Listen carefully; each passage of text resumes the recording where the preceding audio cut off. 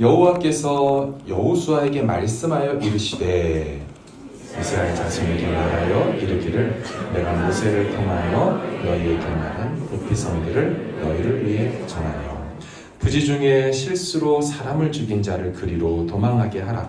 이는 너희를 위하여 피의 보복자를 피할 곳이니라. 이 성읍들 중에 하나도 빼앗는 자는 그 성읍에 들어가는 문 어귀에 서서 그 성읍의 장로들의 귀에 자기의 사건을 말할 것이요 그들은 그를 성읍에 받아들여 한 곳을 주어 자기들 중에 거주하게 하고 피의 보복자가 그의 뒤를 따라온다 할지라도 그들은 그 살인자를 그의 손에 내주지 말지니 이는 본래 미워함이 없이 부지 중에 그의 이웃을 죽였음이라.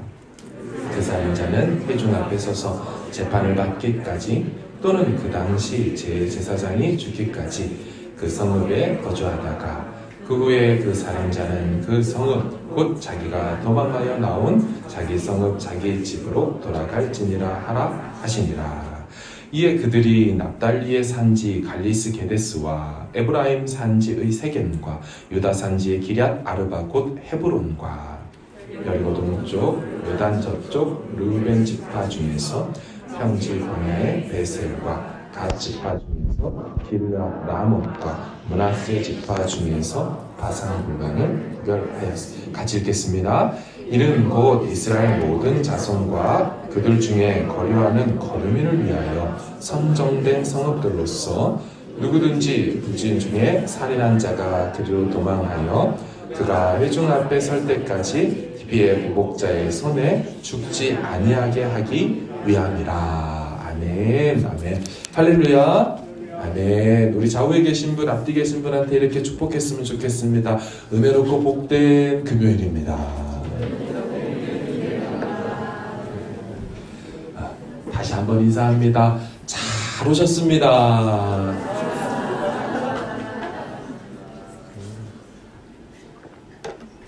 네, 감사합니다. 감사합니다. 도피성이라는 제목으로 말씀을 나누고자 합니다. 여러분, 살다 보면 사람은 실수라는 걸 하지요. 왜냐하면 사람 자체가 불완전하고요. 또 죄악 세상에 살기 때문에 무결하고 이렇게 넘어지지 않는 세상이 아니기 때문에 우리도 불안하고 세상도 잘못되어 있어서 우리 실수라는 걸 합니다. 베드로도 실수를 했죠. 예수님 변화산 사건엔 변화산에 올라가서 모세하고 엘리야를 딱 보는 순간 그만 정신을 놓았죠. 예수님, 여기서 아웃도어 캠핑을 한번 합시다. 장막 텐트 3개를 쳐놓겠습니다. 주님 하나 쓰시고 모세 하나 쓰시고 엘리야 쓰시고 정신을 놓았죠. 성경 누가복음은 그 장면을 이렇게 말해요. 자기가 하는 말을 자기도 알지 못하더라. 무슨 말 하는지도 모르는 채로 막 헛소리를 실수를 남발합니다. 예수님이 이렇게 또 말씀하셨죠. 사람들이 나를 누구라 하느냐. 예수님에 대해서 엘리야라고 합니다. 선지자라고 합니다. 그렇다면 너희들은 나를 누구라 하느냐. 주는 그리스도시요 살아계신 하나님의 아들입니다. 너무 기쁜 나머지 예수님께서 이 땅에 오신 본래 목적을 사람인 베드로에게 처음으로 밝혀주죠. 내가 사실 죽으러 왔다. 나는 십자가에 달릴 거다. 어마어마한 비밀을 폭로해주자. 이 비밀은 하루 이틀 비밀이 아니었죠. 아담이 범죄한 후로부터 인류 역사 가운데 계속 감추어진 하나님의 비밀이었거든요. 그 어마어마한 비밀을 밝혀주자마자 베드로 뭐라고 합니까? 주여 그럴 수 없습니다. 예수님 잡아 끌면서 절대 안 된다고 말했죠. 아시는 것처럼 예수님이 단박에 베드로를 사탄 마귀 취급했죠. 사탄아 내 뒤로 물러가라. 최고의 칭찬을 들었다가도 영락없이 낮아빠지는 그런 베드로의 실수를 봅니다. 나중에 예수님을 잡으러 로마 군사들이 왔을 때 흥분한 베드로의 모습을 알 겁니다. 감히 칼을 휘둘려서 대제사장의 종 말고의 귀를 잘랐어요. 여러분, 이게 그냥 단순한 상해가 아니고 신체 훼손한 겁니다. 사실 현장범이고요. 또 게다가 무장한 로마 군대 앞에서 칼을 휘둘렀다고요? 목숨을 건 지 정신 나간 짓이죠. 공무집행을 방해한 죄입니다. 반역죄입니다. 감히 로마 군사 앞에서 칼을 들었다? 그것도 속박당하고 있는 유대민족인 이 베드로가 칼을 들었다? 죽으려고 환장을 한 것이죠. 그런데 그 실수 속에서 주랭랑을 쳐가며 온갖 엉뚱한 짓을 하면서 그렇게 끝이 나죠. 베드로, 사람은 다 실수가 많습니다. 제 동생과 관련된, 여동생과 관련된 에피소드 있죠. 제가 처음에 교회에 사역을 하기 위해 부임을 했습니다. 제가 올해부터 다닌 교회는 아니고 저희 이제 가족이 다니고 있었어요. 사역을 나가기 전 신대원을 들어갔는데 딱히 대전에서 신앙생활하다 인천으로 올라오니까 인천에 계신 부모님 다니는 그 교회를 제가 이렇게 그냥 다녔죠. 그런데 제가 그 교회 사역을 또 갑자기 하게 됐습니다. 그러니까 저는 석재 형제였다가 이석재 전도사님으로 확 호칭이 바뀐 겁니다. 얼마나 제가 어색하겠습니까? 저희 가족들도 저를 많이 어색해 했습니다. 하루는 금요 심야를 끝나고 교회 2층에서 1층으로 이렇게 내려가는데 우리 한 10시, 11시, 10시 반 정도 됐겠죠? 뒤에서 교회 한 3,000명 정도 다니는 교회니까 교회가 조금 규모가 있죠? 근데 뒤에서 돼지 이 소리가 들리는 거예요. 이게 무슨 소린가 하고 봤더니 제 여동생이 저를 보고 반가운 마음에 돼지 얘가 집인지 교회인지 구별을 못하는 거예요. 이게 오빠인지 전도사님인지 구별을 못하고 막 그냥 놀리는 겁니다. 깜짝 놀래갖고 야 집이 아니야 교회야 교회. 어릴 적 저의 실수죠. 밤에 자다가 일어나서 한 5살 정도로 생각이 듭니다. 저는 잘 기억이 안 나요. 자다가 일어나서 달빛에 비친 저희 아버지의 얼굴이 당시에 집안 안방에 있었던 스테인리스 요강처럼 보였던 것입니다. 스테인 요강이 이제 빛에 반응하면 약간 반짝반짝 이렇게 빛나는 맛이 있는데 자면서 얼굴에 기름이 이제 가득한 저희 아버지의 낯을 보며 제가 그걸로 착각을 했어요. 그래서 거기 가서 쉬를 한 겁니다. 집안이 빵 터졌어요. 상상하면 심각하겠죠. 아버지는 자다가 이게 뭔 일인가 물벼락을 맞으면서 막 정신없이 깼대요. 그리고 저는 죽도록 맞았다고 합니다. 거의 죽다 살았죠. 사람은 누구나 실수를 하게 되어 있습니다. 제 친구 목사는, 친한 친구 목사는 수전증이라는 게 있습니다. 그러니까 대학교에서 만났는데 같이 이제 사막생활에서 식사를 하는데 얘가 국을 떠먹는데 여기서 떠가지고 여기까지 오는 동안 반을 흘려갖고 오는 거예요. 처음에 제가 너무 놀래갖고 친구를 지금 사귀려고 하는데 얘가 병이 있나 보다 할 정도로 심하게 떨리는 겁니다. 나중에 같이 예배하고 청년부에서 하는데 이제 손 들고 찬양을 하는데요. 막 이렇게 떨면서 하는 거예요. 너무 걱정이 됐어요. 신학교를 가는 친구, 저도 같이 신학교를 갔죠. 들은 마음이 야, 너 축도하다가도 떨궜다. 어떡하냐. 떨면 어떡하냐. 다행히 그러진 않더라고요. 저희 아내도 실수가 많은데 가정의 평화를 위하여 이건 얘기를 하면 안 될 것 같아요. 하나만 하겠습니다. 얼마 전 일이죠. 성지 예루살렘 성지 이런 바울의 행적들 다니는 그런 TV 프로를 보고 있었는데 제가 우연히 딱 쳐다보니까 아내가 열심히 보고 있었어요. 관심이 있겠죠. 성지 순례라든지 이런 바울의 행적들. 지금 어디냐 이 장면이 어디냐 그랬더니 아내가 이러는 거. 바울이 아덴을 가고 데갈로니아로 갔어요. 뭐라고요? 바울이 데갈로니아로 가고 있는데 애들이랑 다 빵빵 터져가고 이 갈라디아하고 데살로니가를 합쳐가지고 데갈로니아 사람은 이렇게 실수가 있습니다. 오늘 본문 여호수아 20장 앞에 보면 각 지파별로 땅을 분배하는 내용이 나옵니다. 이스라엘 역사를 한번 생각해 보십시오. 아브라함 한 사람을 통하여 하나님 이스라엘 민족을 만들어 주셨습니다. 이집트도 탈출시켰고 광야 40년도 인도해 주셨고 가나안까지 들여보내줬고 땅 분배까지 다 나눠서 할 땅을 다 해줬습니다. 하나님은 아브라함 때부터 한 600에서 700년간을 지금 여호수아 시대까지 이스라엘 백성들을 돌봐주시고 그렇게 먹이셨어요. 마치 우리는 부모님 같다는 생각이 들었습니다. 낳아주시고 길러주시고 학교 보내고 학원 보내고 생일 챙겨주고 용돈 주고 대학 입시 다 챙겨주고 취업 때 기도해주고 나중에 결혼해서 애 낳으면 애까지 돌봐주고 산후조리 다 해주는, 끝까지 부모님이 챙기는 것처럼 하나님이 이런 이스라엘을 결혼까지 시켜서 살 집과 땅까지 마련한 이 가나안 땅에 분배까지 다 해서 넣어놨어요. 그럼 이제 끝 아닙니까? 그럴 것 같은데 끝이 아니더라고요. 계속 배려하시되 어떻게 해요? 아들이 지내다가 꼭 문제가 발생하면 그것까지 다 챙겨주는 것처럼 그렇게 배려해 주셨어요. 마치 돈을 주면서 이것 갖고 사고 혹시 부족하면 엄마 카드 줄 테니까 부족한 건 카드로 긁어. 막 챙기는 걸 계속 하시는 그런 모습이 느껴집니다. 이런 하나님의 끝없는 배려가 이 지파분배가 다 끝나고 난 다음 20장에 나온 이 도피성 제도라는 것입니다. 이 도피성이라는 것은 피난처 도시입니다. 이제 또 다른 말은 망명지 도시라는 뜻입니다. 이스라엘 백성들이 생활을 하다가 실수로 그만 사람을 죽이는 거예요. 부지 중에 의도하지 않게 사람을 죽였을 경우에 똑같이 죽임을 당하지 않도록 보호하려고 만든 제도입니다. 생각해 보십시오. 아무리 근데 실수라고 해도 그렇지 죽임을 당한 자의 가족들이 실수로 죽였다고 해서 우리 그냥 넘어갑시다 하겠습니까? 의도하지 않았는데 모르고 그랬으니 우리 아버지 돌아가신 거 어쩔 수 없다고 치죠. 이럴 가족이 어디 있습니까? 심리적으로 가만히 있지 못할 거예요. 복수하고 싶을 거예요. 하지만 이런 안 좋은 감정도 있지만 고대사회법, 그 하나님이 주신 시내산 율법 속에서도 보복을 하라고 사실 나와 있기는 합니다. 일명 탈리오 법칙이라고 하죠. 바로 동해 보복법입니다. 당한 대로 갚아주는 거죠.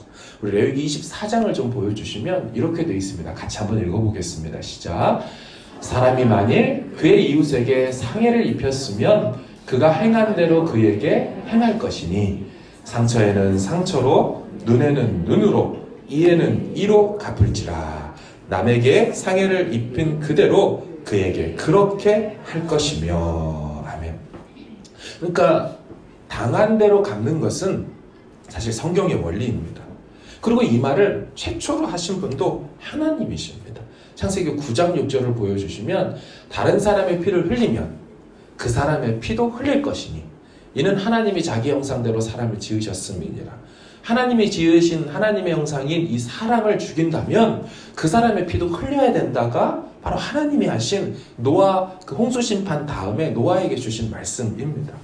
그런데 그럴지라도 고의로 계획적으로 죽인 것이 아니라 실수로 죽였다면 이 예외 상황에 대하여 내가 이것까지 생각해놨다라고 하신 말씀이 오늘 본문인 거예요. 다시 여호수아 20장 보여주시면 2, 3, 5절입니다. 같이 읽어보겠습니다. 시작. 이스라엘 자손에게 말하여 이르기를 내가 모세를 통하여 너희에게 말한 도피성들을 너희를 위하여 정하여 부지 중에 실수로 사람을 죽인 자를 그리로 도망하게 하라. 이는 너희를 위하여 피의 보복자를 피할 곳이니라. 5절.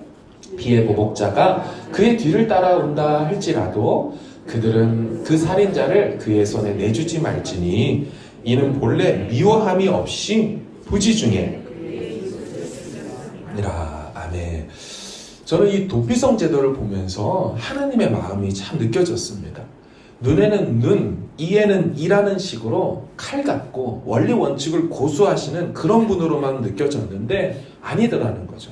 그분의 율법을 잘 보면 정말 하나하나가 자기 백성 사랑하는 마음 때문에 이 제도가 있다는 것이 녹아있다는 것이 느껴진다는 것이죠. 사실 눈에는 눈, 이에는 이라는 제도도 그거 원리 원칙대로 그렇게 막 칼같이 해라 그런 뜻으로 사실 말한 것도 아니죠. 실제 사람은 당한 대로 복수하지 않습니다. 내가 10을 당했으면 상대방한테 20, 30을 주는 게 사람 마음인 거죠. 복수가 더 큰 복수를 낳지 않습니까? 왜 소림사 이야기들이 다 이런 내용이죠. 아버지의 죽음을 어릴 적에 봤던 그 아들이 억울한 마음속에 소림사로 들어가 평생을 10년, 20년을 애쓰고 갈고 닦아서 무술을 익혀 아버지의 원수의 집에 찾아갑니다. 그래서 그 아버지의 원수를 무찌르죠. 그럼 아버지의 원수가 무찔러질 때 그 원수의 아들이 또 그걸 지켜보고 있죠. 그런 다음에 다시 시간이 지나 얘가 소림사에 들어가서 또 갈고 닦아서 또 원수를 보복하고 이게 계속 반복되는 게 세상이죠. 그래서 더한 복수를 하지 말라고 하신 율법이 눈에는 눈, 이에는 이라는 얘기예요. 악을 오히려 더 크게 발전하지 않도록 억제하는 게 바로 눈에는 눈, 이에는 이입니다. 하지만 그럼에도 불구하고 인간은 약하고 실수가 많기에 부지중에 사람을 죽이곤 합니다. 그래서 일어날 악순환의 반복을 막기 위한 게 이 도피성인 것이지요. 샘플 하나를 드려볼게요. 신명기 19장 5절입니다. 제가 읽겠습니다. 가령 그 사람이 그 이웃과 함께 벌목하러 살림에 들어가서 손에 도끼를 들고 벌목하려고 찍을 때에 도끼가 자루에서 빠져 그의 이웃을 맞춰 그를 죽게 함과 같은 것이라. 이런 사람은 그 성읍 중 하나로 도피하여 생명을 보존할 것이니라. 그냥 업무상 과실치사가 발생한 것뿐입니다. 일부러 그렇게 했던 게 아니야. 하던 일을 하다 보니 그 일이 생긴 거예요. 그런 부분에 대해서는 피할 길을 내어주신 거죠. 우리 아버지가 일부러 죽인 게 아닌데 이 일로 인하여 상대 가정에서 살아있는 우리 아버지를 죽이려고 달려온다면 그 가족들이 가만히 있겠습니까? 더 큰 악순환이 일어나는 거죠. 죄로 인해 불완전한 인간은 모든 것을 예측하고 예방할 수 없기 때문에 실수라는 것을 합니다. 그 인간의 실수는 원한과 보복을 일으키죠. 안 그래도 죄악 세상이 더 진한 핏빛으로 물들게 돼버립니다. 그래서 이 도피성 제도가 있는 것입니다. 그런데 여러분, 이 도피성 제도를 보다 보니까 지금 본문인 여호수아 시대에 처음 나온 말이 아닙니다. 자, 2절을 좀 보여주시면 이스라엘 자손에게 말하여 이르기를 내가 모세를 통하여 너희에게 말한 도피성입니다. 그러니 도피성은 가나안 땅에 들어왔으니 땅 분배하고 살다 보니까 지금부터 해야 될 그런 제도가 아닙니다. 이미 모세 시절로 올라간 600-700년 전부터 이 도피성 제도를 하나님이 미리 얘기해 놓으셨습니다. 시내산 율법을 주실 때부터 피할 길을 허락하여 주셨죠. 우리 출애굽기 21장을 좀 보시면 이렇게 되어 있습니다. 사람을 쳐 죽인 자는 반드시 죽일 것이나 만일 사람이 고의적으로 한 것이 아니라 나 하나님이 사람을 그의 손에 넘긴 것이면 내가 그를 위하여 한 곳을 정하리니 그 사람이 그리로 도망할 것이며. 자, 그럼 출애굽 시작할 때 시내산에서 준 것으로 끝날까요? 아니요. 40년 광야 생활을 다 끝나고 모압 평지에서 이제 가나안 땅 입성하기 직전에 또다시 줍니다. 민수기 35장 9에서 11절 같이 한번 읽어보겠습니다. 시작. 여호와께서 또 모세에게 말씀하여 이르시되 이스라엘 자손에게 말하여 그들에게 이르라. 너희가 요단강을 건너 가나안 땅에 들어가거든 너희를 위하여 성읍을 도피성으로 정하여 부지 중에 살인한 자가 그리로 피하게 하라. 아멘. 지금 또 끝날 때 그래요. 자, 신명기 4장은 제가 읽겠습니다. 신명기는 가나안 들어가기 전에 다시 명한 기록한 말씀이죠. 또 신이라고 했습니다. 신신당부, 다시 당부, 신명기 다시 명한 기록이에요. 거기 또 말해요. 그때 모세가 요단 이쪽 해돋는 쪽에서 새 성읍을 구별하였으니 이는 과거에 원한 없이 부지 중에 살인한 자가 그곳으로 도피하게 하기 위함이다. 하나님은 처음부터 당신의 백성을 모아서 시내산 출발할 때부터 피할 길을 예비해 두셨습니다. 출애굽기, 민수기, 신명기, 이제 여호수아까지. 그리고 나아가 뒤에 보면 역대상하에 이르는 왕정시대까지 계속 도피성 제도가 존재하도록 하셨습니다.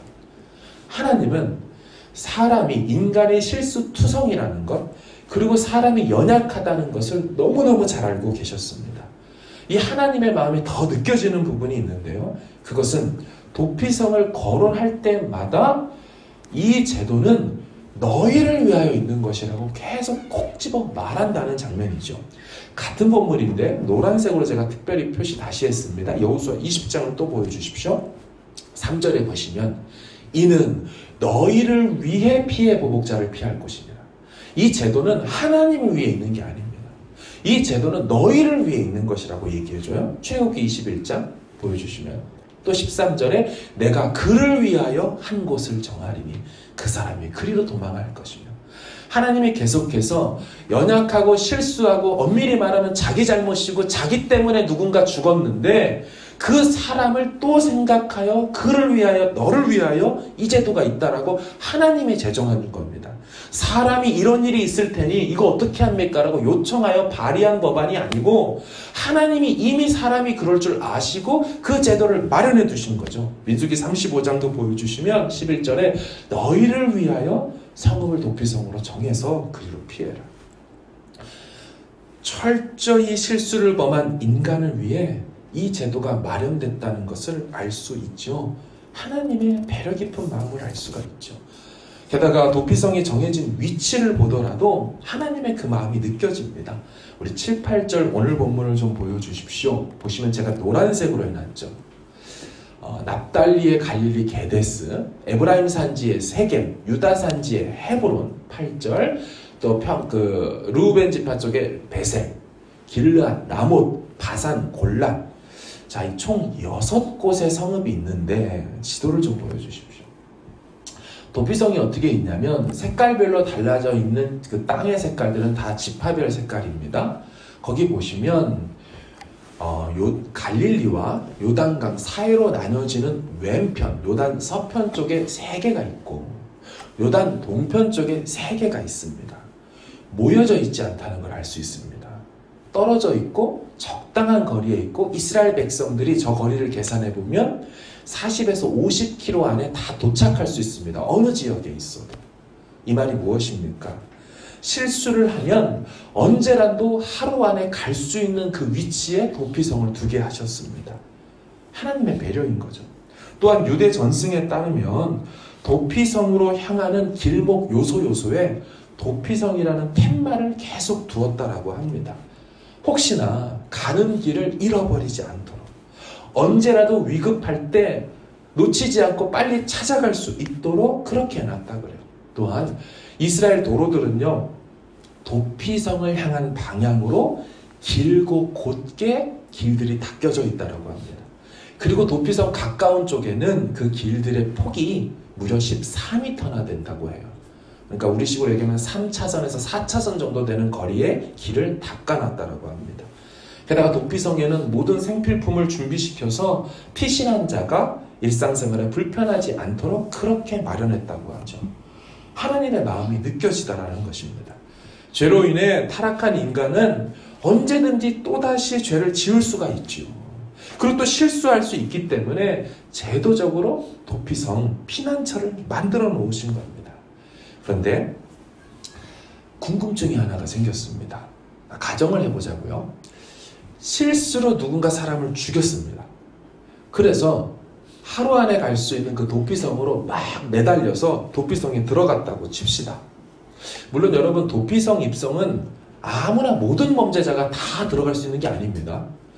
고의로 죽였는지 실수로 죽였는지를 검증해야 됩니다. 그래서 도피성에 들어갈 때 도피성 안에 있는 장로들이 또 사람들이 회의와 재판을 하여서 이 사람이 그 사건을 일부러 했는지 실수로 했는지를 판단한 다음 그 다음에 실수라는 것이 판정이 되면 입성을 허락하는 것이죠. 문제는 여러분, 그 도피성 들어갔다가 언제 나옵니까? 예상하시는 것처럼 도피성은 자기 동네가 아닙니다. 참고로 저 도피성 6곳은 다 레위 지파에게 준 성읍들입니다. 레위 지파가 총 48개, 48개의 도성을 받았는데, 성을 받았는데 그 중에 6개를 골라서 저 도피성을 쓰도록 한 것이죠.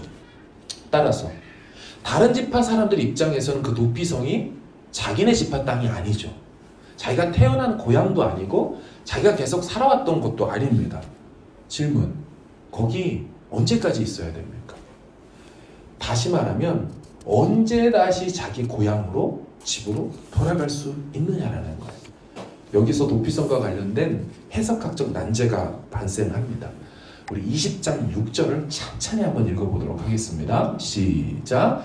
그 살인자는 회중 앞에 서서 재판을 받기까지 또는 그 당시 대제사장이 죽기까지 그 성읍에 거주하다가 그 후에 그 살인자는 그 성읍 곧 자기가 도망하여 나온 자기 성읍 자기 집으로 돌아갈지니라 하라 하시니라. 아멘. 저 말씀 띄워주시고요. 언제 돌아간다고 되어 있습니까? 회중 앞에서 재판을 받기까지 또는 그 당시 대제사장이 죽기까지. 어떤 경우, 몇 개의 경우가 있는 것 같아요? 2개의 경우처럼 보이죠. 그러니까 재판을 받고 돌아갈 수 있는 것처럼도 보이고 또는이니까. 또 한 가지는 그 당시 대제사장이 죽기까지. 그래서 죽으면 돌아갈 수 있다라고. 이 오석의 위험입니다. 저 또는이라는 단어가 원문에 없습니다. 없습니다. 그리고 영어 성경을 보시면 and나 컴마 처리를 했습니다. 그러니까 이게 두 내용이 이어진 내용입니다. 그러니까 어떻게 읽어야 되냐면 회중 앞에 서서 재판을 받고 그리고 들어오면 도피성에 들어오면 그 당시 대제사장이 죽기까지 너는 그 도피성에 머물러야 한다라는 것이죠. 세 번역이 이걸 잘 번역해놨어요. 그 살인자는 그 성읍에 머물러 살다가 회중 앞에 서서 재판을 받은 다음 그 당시 대제사장이 죽은 뒤에야 자기 집으로 돌아갈 것이니라. 그러니까 도피성에 입성한 그는 언제 진짜 자유자가 된다는 거예요? 입성한 다음 그 자기 시대의 대제사장이 죽어야 돌아 나올 수가 있습니다.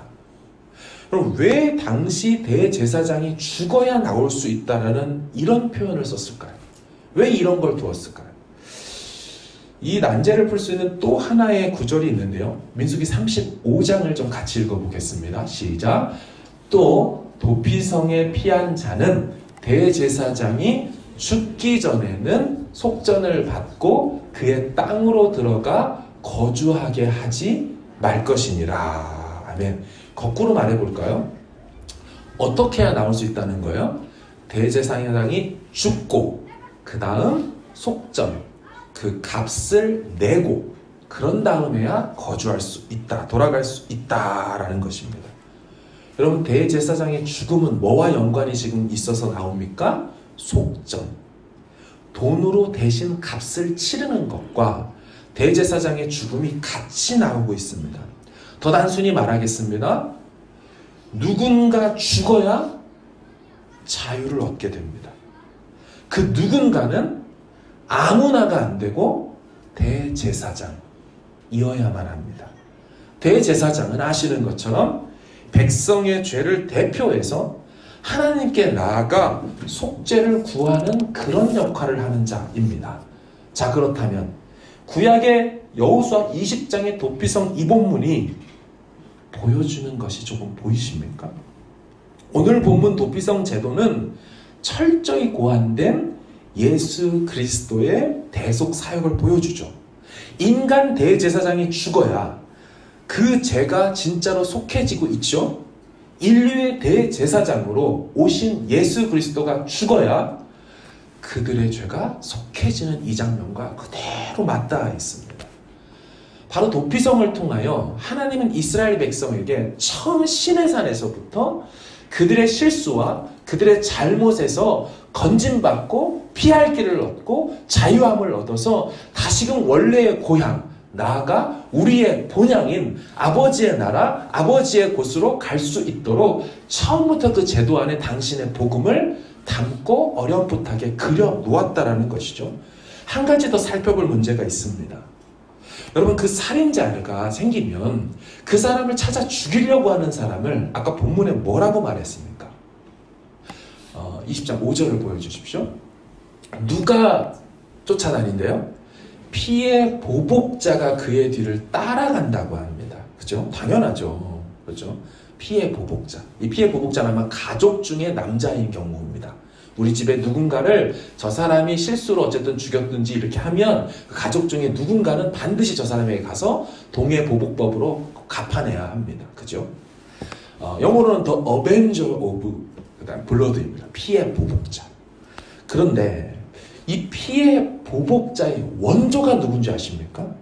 지금은 그 상황 속에 어떤 가정의 대표가 이 일을 해야 되잖아요. 그런데 이 피해 보복자의 원조가 누구냐면 하나님 자신입니다. 창세기 9장 5절을 보여주십시오. 내가 반드시 너의 피 곧 너희의 생명의 피를 찾으리니, 짐승이면 그 짐승에게서, 사람이라 사람의 형제면 그에게서 그의 생명을 찾으리라. 하나님은 처음부터 피해 보복자가 되셨습니다. 죄의 싹은 죄를 졌다면 사망에 이르러야 한다라고 그 피해 보복자로 활동하십니다. 모든 사람이 죄를 범하였음에 하나님의 영광에 이를 수 없게 되었죠. 그래서 범죄한 인간은 반드시 본래적인 피해 보복자이신 하나님에 의해 죽어야 합니다. 뭐라 그랬어요? 네가 먹는 날에는 반드시 죽으리라. 그런데 먹는 그 날이 다 가기도 전인 하루 안에 이룰 수 있는 도피성을 마련해 주신 겁니다. 당신의 백성이 되는 시내산 첫 장면에서부터 하나님은 피할 길을 열어두셨습니다. 근데 웃기죠? 피해 보복자가 살 길을 마련해 주셔요. 이게 아이러니한 겁니다. 피해 보복자는 원래 그 살 길을 그 사람, 이 살인을 저지른 그 사람의 살 길을 마련할 의무가 없죠. 그런데 이 피해 보복자인 원조인 하나님이 죄 지은 인간으로 하여금 피할 곳을 마련해 두시고, 그 피할 곳에서 언제 나오게 하냐면 그 해의 대제사장, 당시의 대제사장인 예수를 죽게 함으로 인하여 이를 불러내어 어디로요? 피해 보복자의 집으로 들여보내셔서 아들을 삼으시고 나라의 백성 삼으신다는 이 놀라운 비밀이 이 안에 담겨 있다는 것입니다. 여러분, 말씀을 정리합니다.